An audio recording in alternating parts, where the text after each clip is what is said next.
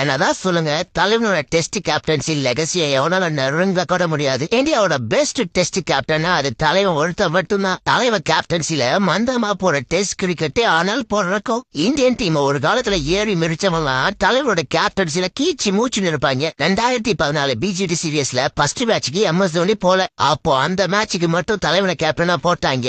அப்போ பிரைம்ல இருந்த மிச்சல் ஜான்சனையே தலைவன் கதற விட்டான். என்னதான் இந்தியா அந்த மேட்சை தோத்திருந்தாலும் தலைவரோட கேப்டன்சி அனல் பறந்தது. நீ முறைப்பியா, நானும் முறைப்பேன். நீ அடிச்சா நானும் அடிப்பேன். நீ பவுன்சர் போட்டு என் மூஞ்சி கேத்துவியா, நான் என் பவுலர் விட்டு பவுன்சர் போட்டு உன் வாய் உடைக்கிறான்னு கருணையில் அதை கேப்டன்சி பண்ணுவான் தலைவன். இப்ப ஏற்பட்ட வெறியான கேப்டன் இந்த கங்கல் இருக்காரு. அந்த ஆள் தான் தலைவனை கேப்டன் இருந்து இறக்கி டெஸ்ட் கிரிக்கெட்லயே நம்மள கோமாளி ஆக்கி விட்டாப்புல. எப்ப தலைவன் எப்பா அவங்க பாலிடிக்ஸ் எல்லாம் போதும், நான் ரிட்டையர் ஆகிவிட்டாப்புல. தலைவன் மாதிரி 1000 டெஸ்ட் பேட்ஸ்மேன் வரலாம், ஆனா டெஸ்ட்ல தலைவன் மாதிரி கேப்டன்சியை எவனாலே திருப்பி பண்ண முடியாது. Greatest of all time king Kohli.